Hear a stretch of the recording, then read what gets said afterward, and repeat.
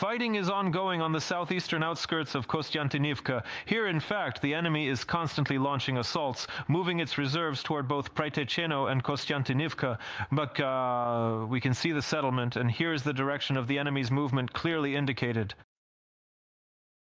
With the forces of the enemy's 3rd Army Corps, they are trying to enter the outskirts of Kostiantynivka through the Dachi area from the direction of Alexander Shultin. They are pushing toward the railway station, particularly along Ostrovsky Street. To the west, the enemy is assaulting in the area of Sofiivka.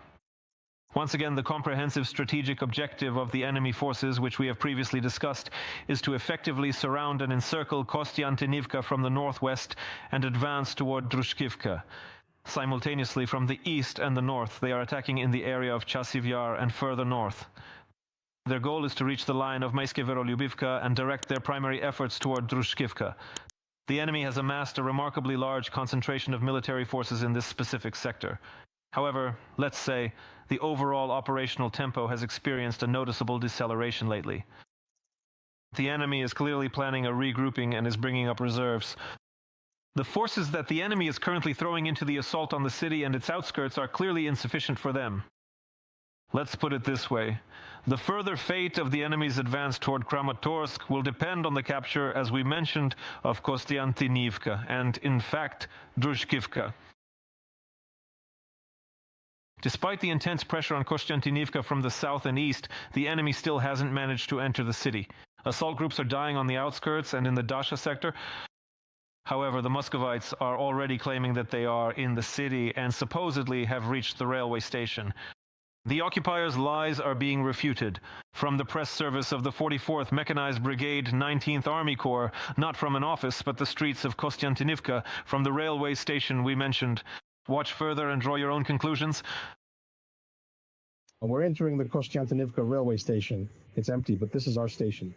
You see, we can't really show off here, but that's just how it is right now. I don't see anything. No Russian troops. The claim that Kostiantynivka is under the control of the Russian Federation is yet another fake. Kostiantynivka is Ukraine. Kostiantynivka is ours. You can sleep peacefully. The armed forces of Ukraine are fighting with all their heart. Joining us for details on the Kostiantynivka area is the press officer of the 28th Mechanized Brigade, the Knights of the Winter Campaign, Evgenia Alkimova. Evgenia, congratulations. Congratulations. Zhenya, please tell me, in which part of the city are there the most storms now? Is this the southeast region, or is it, let's say, the deep south, or maybe a little further to the north? The southeast, but I wouldn't say that there have been more assault actions. For the most part, the enemy is now focusing its efforts on wearing us down rather than on direct assaults. In other words, they understand that if they break through somewhere, they'll just get bogged down further on. So for the most part, they tend to operate with assault groups on the flanks, while on our side, the focus is more on gradually wearing them down downwards. That is, we are making their logistics movement and other similar things virtually impossible. Do you think the enemy is short on personnel? Because overall, the pace they set has somewhat decreased on the enemy's side. What could be the reason? Is it perhaps the weather, like the inability to bring in heavy equipment for their offensive? Yes, both a shortage of personnel and a shortage of equipment. They haven't used equipment for quite a while now. There were a couple of tanks a few months ago, but that was in our sector, and basically it didn't bring any results.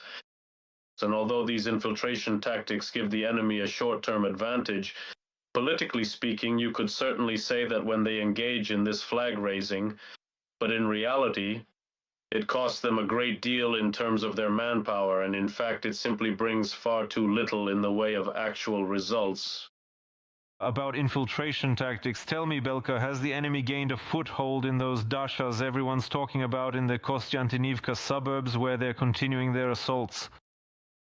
As far as I know, our units are there, so they have not succeeded. Currently, fortification, it's actually a very relative thing because the specific number of enemy personnel that can be stationed there is currently insufficient to continue any offensive actions or even just to properly accumulate forces.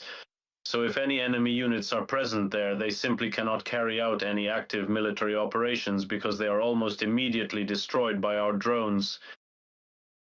Are our guys still able to slip into the city, considering that the enemy still maintains an advantage in the number of drones in the air at this time? They are, but now they are only traveling on foot. All the approaches are currently controlled by vehicles. Even getting in with an armored vehicle now is almost impossible. It's like playing the lottery. However, moving on foot is safer. Plus, we have mobile fire teams covering all of these approaches. Consequently, navigating through the area and making it across safely requires a lot more time and effort, but nevertheless, this method consistently works every single time. It's riskier. Zhenya, were any locals evacuated recently? Many people are still left in the city. Yes, we evacuated a family from the Paraleli district. Civilian volunteers were taking them there. This is Denis Christov. And our brigade mobile fire groups were just providing them with fire support because they weren't taking them out. They were taking them out there. People were literally walking, and grandma was being carried in a wheelchair. Thank you, Zhenya. Yevgeny Alkimov spoke about the situation in Kostiantynivka and the surrounding area in the zone of responsibility of the 28th Military District. Alexander, please tell me, in your opinion, will the enemy not reduce the pace of movement even though they are falling somewhat? Will they have, let's say, enough forces for such a large-scale operation to encircle a city like this with such major flanking attacks? Look, let's start by looking at the map a bit. Let me clarify this for you. This road right here is in fact already considered part of the city of Kostiantynivka.